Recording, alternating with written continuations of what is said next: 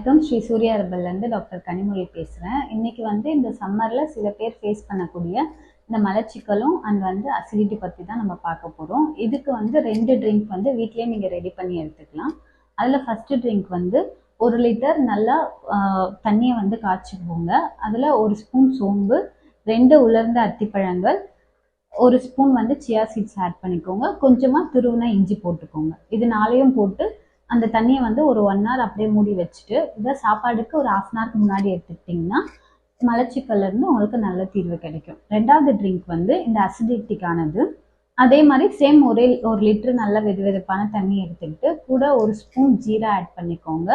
கொஞ்சம் பட்டை ஒரு துண்டு, இது கூட கொஞ்சம் துளசி, கொஞ்சம் புதினா ஆட் பண்ணிக்கோங்க. முடிஞ்சால் 4 நெல்லிக்காவும் அதில் கட் பண்ணி போட்டுக்கோங்க. இந்த வாட்டர் எடுக்கும்போது உங்களுக்கு அசிடிட்டிலேருந்து நல்ல ரிலீஃப் கிடைக்கும். ஸோ இது மூலயமா உங்களுக்கு கான்ஸ்டிபேஷன் வராமல் தடுக்கும்.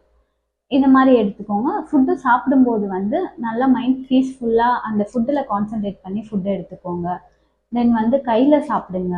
அதுக்கப்புறம் ஃபுட்டு சாப்பிடும்போது ஃபோன் பார்த்துட்டு இந்த மாதிரிலாம் சாப்பிடாதீங்க. கீழே தரையில் உட்காந்து ஃபுட்டு எடுத்துக்கோங்க. இதுவுமே நமக்கு டைஜஷனுக்கு ஹெல்ப் பண்ணும்.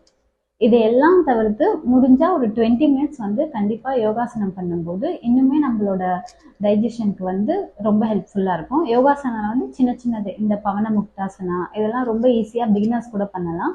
இந்த பவன முக்தாசனா பண்ணுங்கள், தென் திரிகோணாசனா பண்ணுங்கள், சர்வாங்காசனா பண்ணுங்கள். இதுவே உங்களுக்கு நல்ல ஹெல்ப்ஃபுல்லாக இருக்கும்.